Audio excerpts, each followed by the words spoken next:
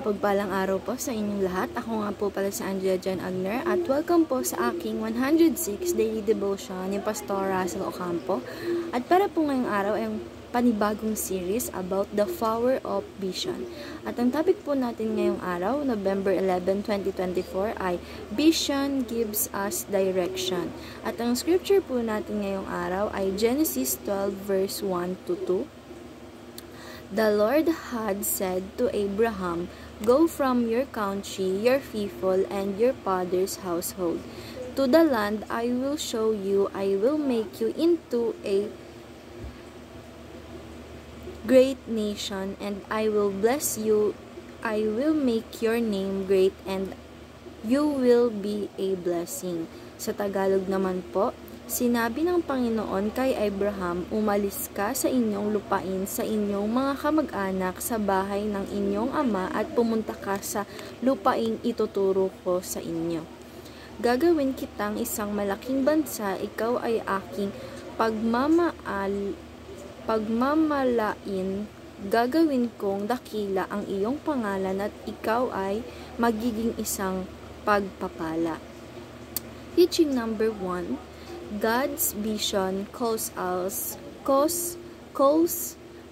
out of the ordinary. Sabi po dito na kapag meron po tayong God's vision sa buhay natin, ay kinokol po ito at inaalis po nito yung ordinary or normal life na meron tayo o kaya yung makamundong pamumuhay. At ginagawa po ng ating Panginoong Diyos na ang buhay natin ay ginagawa niya pong extraordinary at hindi lang ordinary. And dapat po na pasalamatan po natin ang ating Panginoon Diyos dahil nga po nakilala natin siya sa buhay natin at hindi lang naging ordinary yung buhay natin, but naging extraordinary. And teaching number 2, God's vision gives us clear compass. Sabi naman po dito na kapag wala tayong God's vision, wala tayong clear compass. At ang lahat ng compass na dapat paparating sa atin ay papalapit dapat po tayo sa ating Panginoong Diyos. Dahil kapag hindi po ganon yung compass natin, ay ito po ay papalayo sa ating Panginoong Diyos kapag hindi po ganun yung vision natin. Dahil God's vision gives us clear compass. And teaching number 3, God's vision guides us toward greatness. Sabi naman po dito na ang God's vision ay ginaguide tayo papunta sa ating greatness. Na ang vision daw po ng ating Panginoong Diyos ay dinadala tayo sa pagiging isang dakila. And kapag po tayong mga tao ay isang great, and the greatness is our Lord or our God. And dahil because God's vision gives or guides us toward greatness, yung magiging makabuti sa ating buhay at pinaka maganda.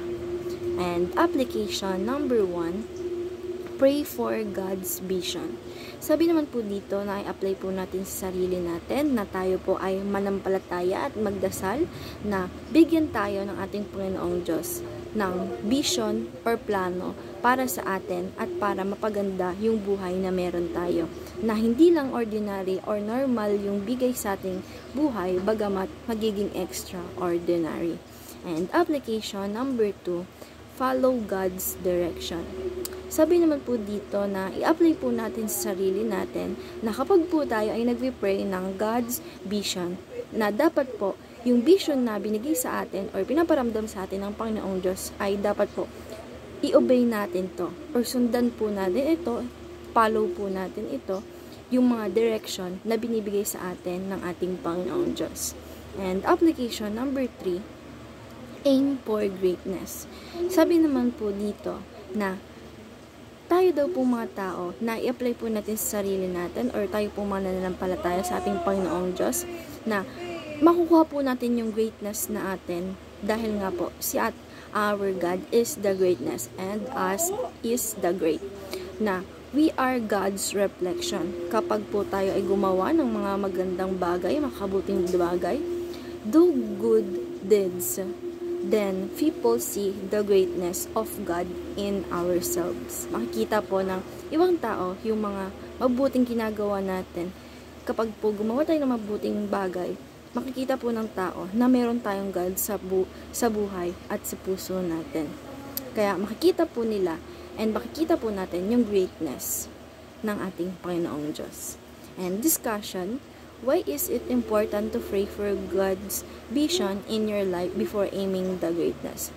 At para po sa akin at para po sa devotion na natutunan ko ngayon na importante po na manalangin tayo o manampalataya tayo na makita natin or mabigyan tayo ng God's vision sa buhay natin dahil po mapapaganda po nito yung buhay na meron tayo. At bago po natin ma-aim yung greatness sa buhay natin, dapat po talaga na i-pray, ipagpalangin po natin ito at obey po natin itong mga God's vision ng ating Panginoong Diyos para po natin makuha yung greatness of our God. And ayun lang po ngayong araw. Maraming salamat. God bless.